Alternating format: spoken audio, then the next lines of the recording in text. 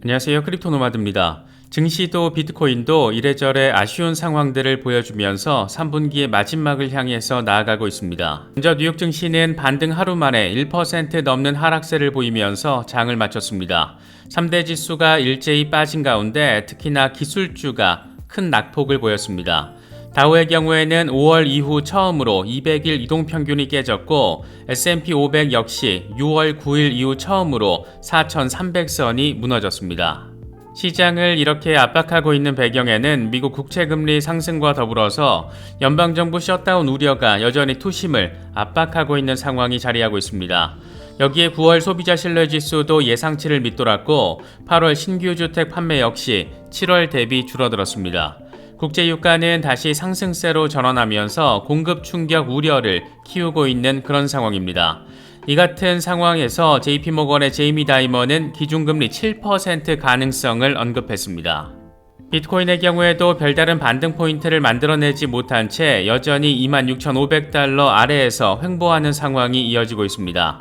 아크21 쉐어스의 비트코인 현물 ETF 승인 결정이 내년으로 연기됐다라는 소식도 부정적인 재료로 작용을 했는데 이 같은 분위기를 보면 결국 SEC는 심사에 할당된 240일을 모두 활용할 것으로 생각해 볼 수가 있고 결국 내년 3월이나 돼야 승인 또는 거부 등의 최종 결정이 나올 수 있을 것으로 전망할 수 있습니다. 반감기 직전에 승인되면 대박이긴 한데 결국 구원투수 역시나 블랙록밖에 없는 것 아닌가 그런 생각이 들기도 합니다. 암호화폐 전반의 영역과 관련해서도 무척이나 흥미로운 소식이 더해졌습니다. 이번에는 HSBC 사용자가 FCF페이를 통해서 모기지 청구서 대출금을 지불할 수 있게 됐다라는 소식이 더해졌습니다. 결제 지원 암호화폐로는 비트코인, 이더리움, 리플, 도치 등이 포함됐는데 모기지 대출금을 이 같은 암호화폐로 결제하는 시대가 이렇게 아무렇지 않게 등장을 해버렸습니다. HSBC의 이 같은 혁신이 주목받는 것은 이 은행이 스탠다드 차타드 은행, 중국 은행 등과 함께 홍콩 달러를 발권하고 있는 곳이기 때문이고 홍콩 통화청은 CBDC 프로젝트의 핵심 가운데 하나로 부동산 NFT 리서치를 리플과 함께 진행하고 있습니다. 아주 흥미로운 미래가 우리 앞에 펼쳐지게 되는 상황 생각해보기에 충분해 보입니다. 최근 독일 최대 민영은행 도이체방크가 암호화폐 커스터디 사업에 들어온 것을 보면 디지털 자산 커스터디는 확실히 화두는 화두입니다. 이런 레거시 금융 대기업까지 커스터디 사업에 들어오고 있는 이유는 간단합니다. 안정적인 디지털 자산 보관, 이게 가장 중요한 이슈 가운데 하나이기 때문입니다. 특히 지난해 FTX 사태 이후에 셀프 커스터디에 대한 관심이 부쩍 커졌는데 중장기 대응을 하는 경우 일부 물량을 콜드월렛에 보관을 하는 것이 리스크 관리 차원으로도 여겨지고 있는 그런 상황이기도 합니다. 개인적으로는 그래도 일부 물량은 내가 직접 내 금고에 보관을 하면서 리스크를 분산 관리하는 게 좀 더 속편한 방식이 아닌가 생각하고 있습니다. 그래서 저는 디센트 월렛의 일부를 보관하고 있는데 콜드 월렛에 관심이 있으신 분들은 저희 채널과 파트너십을 맺고 있는 디센트 월렛을 특별 할인 가격에 구매하실 수 있습니다. 콜드 월렛에 보관을 하면 내가 직접 관리를 한다라는 장점이 있는 반면 고액의 물량을 보관하실 경우에는 트래블 룰로 인해서 번거롭게 느껴질 수 있는 부분도 있으니까 이런 점들도 잘 참고하시면 좋겠습니다. 특정 거래소나 코인 이체 등과 관련해서는 디센트 고객센터를 통해서 확인하실 수 있습니다. 그럼 이번 영상 시작하겠습니다. 9월은 역시 9월이구나 이런 생각을 갖게 만드는 상황들이 펼쳐지고 있습니다. 먼저 뉴욕 증시는 반등 하루 만에 1% 넘는 하락세를 보이면서 장을 마쳤습니다. 대형 우량주 30개로 구성된 다우의 경우에는 6개월 만에 최대 낙폭을 확인했는데 특히나 5월 이후 처음으로 200일 이동평균이 깨지면서 추가 하락 가능성도 내비쳤습니다. S&P 500의 경우에도 6월 9일 이후 처음으로 4,300선이 깨졌고 나스닥 역시 1.5% 넘는 낙폭을 확인했습니다. 월가의 공포지수 빅스 역시 12% 넘게 오르면서 시장의 분위기를 반영했습니다. 고금리 장기화 우려가 지속되면서 미국 국채금리 역시 반등세를 확인해주고 있습니다. 10년물 국채금리는 4.55%를 찍었고 30년물은 4.6%를 돌파했습니다. 보통 중앙은행이 금리를 올리면 채권 수익률이 높아지기 때문에 시중의 투자금이 주식 대신 채권 시장으로 몰리면서 주식 시장을 압박하는 경향이 있는데 지금 딱 이 같은 상황이 펼쳐지고 있는 겁니다. 이런 상황에서 미국 연방정부 셧다운 우려는 커지고 있다 보니까 악재와 악재가 만나서 추가적인 불안을 조성하고 있는 나름의 사이클이 형성된 모습입니다. 여기에 9월 소비자 신뢰지수는 103을 기록하면서 전달의 108.7보다 낮아졌고 시장의 예상치 105.5에도 미치지 못했습니다. 8월 신규 주택 판매 역시 전월 대비 8.7% 감소한 67만 5천 채를 기록하면서 전달의 73만 9천 채보다 줄었습니다. 이 같은 와중에 국제유가는 상승세로 전환을 했는데 11월 인도분 서부 텍사스산 원유는 배럴당 90달러를 넘어선 상황을 확인해주고 있습니다. 경기 침체 우려 가능성을 키우는 그런 그런 시그널들이 곳곳에서 지금 포착되고 있는 겁니다. 이런 와중에 JP모건의 제이미 다이먼까지 시장을 압박하는 멘트를 날려줬는데 인플레이션을 잡기 위해서 연준이 금리를 7%까지 끌어올릴 수도 있다라는 게 핵심입니다. 그러면서 전 세계가 금리 7%를 감당할 준비가 돼 있는지 모르겠다. 3%에서 5%로 올렸을 때보다 5%에서 7%로 올렸을 때 훨씬 더 고통스러울 것이다. 이렇게 공포감을 조장하는 멘트까지 더해버렸습니다. 대체 왜 지금 상황에서 7%라는 어마무시한 숫자를 제시한 건지 그 배경이 궁금증을 낳고 있습니다. 이런 와중에 연준 매파 인사로 꼽히는 닐 카시카리 미니애폴리스 연은 총재는 향후 경제 전망을 두 가지 시나리오로 제시했습니다. 첫 번째로는 연착륙 가능성 확률은 60%로 금리를 한 번 올린 뒤 상당 기간 고금리를 유지하며 인플레이션 목표 2%로 되돌리는 상황입니다. 두 번째로는 인플레이션 압력이 고착화되는 상황으로 이 같은 가능성은 40% 확률로 제시됐습니다. 이런 시나리오에서는 기준금리를 유의미하게 더 높은 수준으로 올려야 할 것이다 이렇게 말했는데 다시 말해서 금리를 2번 넘게 인상할 가능성을 확률로 따지면 40%라고 자신은 내다본다 이런 얘기를 지금 하고 있는 겁니다. 증시 전반이 압박 요인으로 둘러싸여 있는 가운데 비트코인 역시 별다른 힘을 받지 못한 채 여전히 26,500달러 아래에서 횡보하는 상황이 이어지고 있습니다. 지금 계속 지난 며칠 동안 20일 지수이동 평균 돌파 지지를 제대로 해내지 못하고 있는데 다시 말하면 그만큼 유의미한 반등 재료가 등장해주지 못하고 있다 이렇게 평가할 수 있는 상황이기도 합니다. 공포 탐욕 지수는 하루 전보다 2포인트 빠진 44를 기록하면서 공포 단계가 이어지고 있습니다. 비트코인 도미넌스 역시 별다른 변동성 없이 50% 주변에서 배회하고 있는 그런 상황이 지속되고 있습니다. 지금 암호화폐 시장 내적으로 최대 관심 포인트는 단연 비트코인 현물 ETF 승인 이슈입니다. 그런데 어쩌면 이게 아무래도 막판까지 가게 될 가능성 생각해야 할 것 같습니다. 이번에 SEC가 아크 21 쉐어스 비트코인 현물 ETF 승인 여부에 대한 결정을 내년으로 연기했다라고 밝혔습니다. 이에 따라서 새로운 데드라인은 1월 10일이 됐습니다. 이와 관련해서 블록웍스는 SEC가 이번 결정을 한 것을 보면 심사에 할당된 240일을 전부 활용할 것으로 전망이 되고 승인 또는 거부 등의 결정을 서두르고 싶지 않다라는 입장을 명확히 한 것이라고 설명했습니다. 지금 블랙록과 피델리티, 인베스코, 바네크, 발키리 등이 신청한 비트코인 현물 ETF에 대한 SEC의 발표는 10월 중순으로 두 번째 데드라인이 몰려 있습니다. 이게 만약 승인 연기 결정이 난다라면 다음 데드라인은 내년 1월 중순이고 파이널 데드라인은 내년 3월 중순입니다. 지금 분위기를 보면 막판까지 질질 끌다가 최종 승인 여부를 결정하려고 미국 SEC가 하는 것 같은데 만약 3월에 승인이 되면 4월 비트코인 반감기와 맞물리면서 어마어마한 상황이 펼쳐질 가능성이 높고 반대로 최종 승인 거부가 된다라면 이 역시 그레이스케일 사건과 마찬가지로 법정 다툼으로 가게 되지 않을까 생각되기도 합니다. 아무튼 참 한편으로는 답답하기도 하고 다른 한편으로는 흥미진진하기도 하고 그런 상황입니다. 이번에 SEC가 아크 21 쉐어스 ETF 심사 기한을 다시금 연기한 것과 관련해서 블룸버그의 ETF 전문 애널리스트 제임스 세이파트는 현재 접수되어 있는 비트코인 현물 ETF가 승인될 확률이 기존 전망치 75%보다 낮아질 수 있다라고 밝혔습니다. 지금 상황에서 변화를 이끌어낼 만한 힘을 가진 존재는 블랙록 정도가 생각이 나긴 하는데 내년에 미국 대선 이슈가 있기 때문에 대선 이후 상황도 굉장히 재미있는 의미 포인트가 또 될 수가 있습니다. 그렇기 때문에 좀 더 시간이 지나면 그 방향성 더 명확해지지 않을까 생각됩니다. 이 같은 상황에서 특히나 게리 겐슬러의 하원 금융위원회 청문회가 예고된 상황에서 하원 의원 4명이 비트코인 현물 ETF를 즉시 승인하라고 겐슬러를 압박했습니다. 하원 의원들은 현재 대기 중인 비트코인 현물 ETF와 이미 승인이 난 선물 ETF는 구별할 수가 없다. 항소법원의 결정에 따르면 일관되지 않고 차별적인 기준으로 이 같은 신청을 계속 거부할 이유는 없다. 즉각 비트코인 현물 ETF를 승인해라. 이렇게 압박을 했습니다.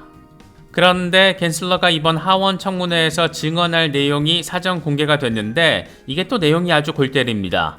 우리의 쭈꾸미 대가리 게리 겐슬러는 대다수 암호화폐 토큰은 미국 증권법이 규정하는 투자 계약의 정의를 충족할 가능성이 높다. 대다수 토큰이 증권법 적용 대상이라는 점을 고려하면 대다수 중개업체들도 증권법을 준수해야 한다. 증권법은 수십 년 동안 존재해왔고 1934년 증권법에 따라서 증권거래소, 브로커, 딜러, 청산소 등은 SEC에 의무적으로 등록을 해야 한다. 이렇게 강조했습니다. 이게 왜 개소리만도 못한지를 하나씩 따져보면 일단 대다수 토큰이 증권법을 따라야 할지 말지 그 여부가 아직 법적으로 결정되지가 않았습니다. 그러니까 입법 공백 상태에서 겐슬러는 그럴 수 있다. 증권법에 적용을 받을 수 있다. 이딴 소리를 지금 하고 있는 겁니다. 특히 아날리사 토레스 판사가 XRP의 증권성을 이야기할 때 2차 판매 물량은 증권으로 보기 어렵다라고 판단한 것도 이게 1934년에는 생각할 수 없었던 블록체인 혁신 기술에 따른 시대적인 변화를 반영한 결정인데 지금 이 인간은 법원이 뭐라고 하든 말든 규제 밥그릇 확보에만 열을 올리고 있는 겁니다. 아무튼 참 희한한 인간이다. 이런 생각을 지울 수 없는 것은 꼭 기분 탓만은 아닌 것 같습니다. 이런 멘트가 나오자마자 당장 뚜껑 열린 인물은 리플의 법률 책임자 스튜어트 알데로티였습니다.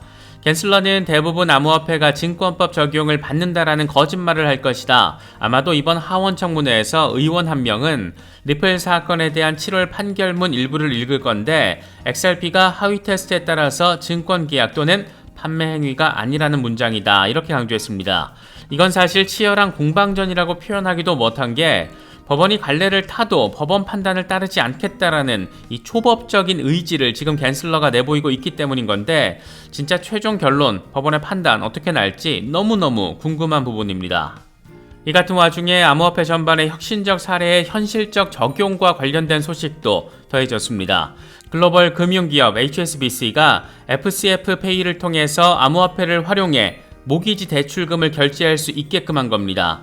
해당 토큰들의 면면도 화려한데 비트코인, 이더리움, 리플 등 메이저를 비롯해서 도치코인, 시바이누 등 출생이 밈코인인 코인들도 포함되어 있습니다. 밈코인들에게 페이먼트 기능의 유틸리티가 더해지는 상황도 재미있고 이게 또 하필 부동산 모기지 대출금 결제를 크립토커런시 기반으로 구현한다라는 게 개인적으로는 더 재미있는 포인트로 생각됩니다. 아시는 분들은 아시겠지만 HSBC 은행은 스탠다드 차타드 은행 또 중국 은행과 함께 홍콩 달러를 발권하는 곳입니다. 홍콩 통화청은 지금 홍콩 디지털 달러 CBDC와 관련한 프로젝트를 진행하고 있는데 단순히 CBDC를 발행하는 수준이 아니라 기존 자산을 NFT화 시켜서 토큰화하는 작업에 대해서 리서치를 빡세게 진행하고 있습니다. 특히 부동산 NFT와 관련된 부분을 리플과 함께 진행하고 있는데 부동산 자산을 토큰화시키고 이 과정에서 벌어지는 결제를 CBDC로 진행을 하고 부동산 대출금도 CBDC로 주고받게 만드는 나름의 의미 있는 수준의 혁신 구현 시도를 지금 진행하고 있습니다.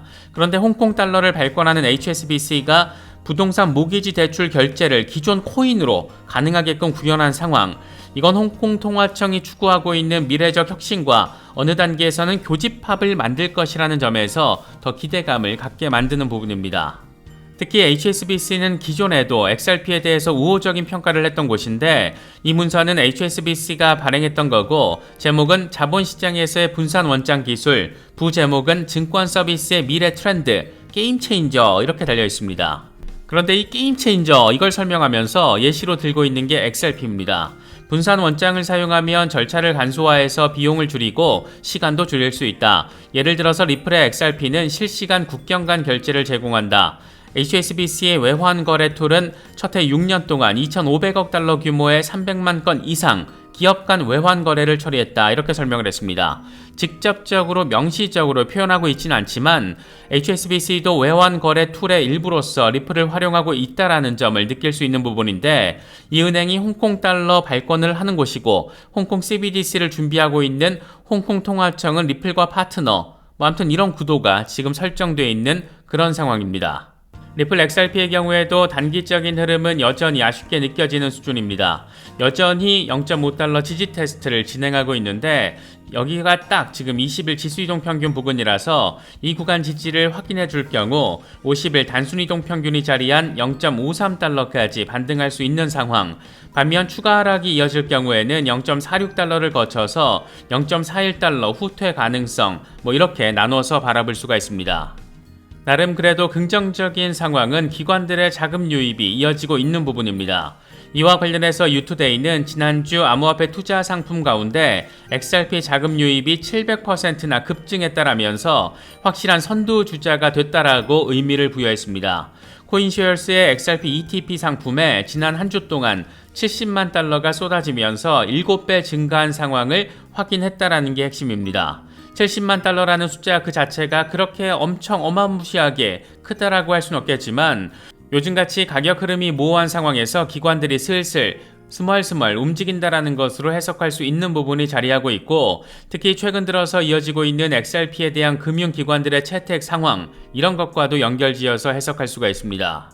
XRP를 통한 금융혁신은 꽤나 전폭적으로 이뤄지고 있는 모습입니다.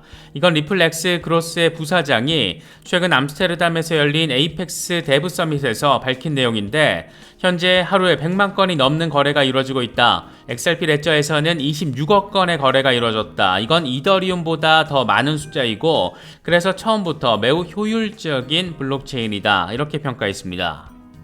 실제로 XRP 레저에서의 거래 건수는 3월 19일 연간 최고치 235만 건 이상을 기록했고, 지난 8월 대규모 조정에도 불구하고 거래 건수는 100만 건 이상을 유지했습니다. 반면 비트코인의 1일 평균 거래 건수는 40만 건이라고 하는데, 이걸 비율로 따지면 XRP의 거래가 150% 이상이 됩니다. 이 정도면 나름 꽤 의미 있는 숫자가 아닌가 생각되기도 하는데, 가치 저장은 비트코인, 유틸리티 활용은 XRP나 이더리움, 이렇게 나와바리 정리가 되는 상황으로도 바라볼 수 있을 것 같습니다. XRP 레저 기반의 비트코인 송금 플랫폼 샌더비치의 빠른 속도에 대한 부분도 언급돼서 주목받고 있습니다.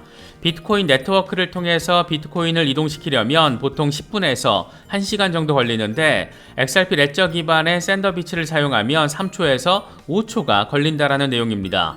상호 운용성과 확장성의 한계가 이렇게 하나하나 깔끔하게 박살나고 있다라는 점 선명하게 느낄 수 있는 그런 부분입니다. 리플 XRP 레저가 종합 블록체인 플랫폼으로 아주 순조로운 항해를 하고 있다라는 것을 보여주는 데이터도 공개가 돼서 주목받고 있습니다.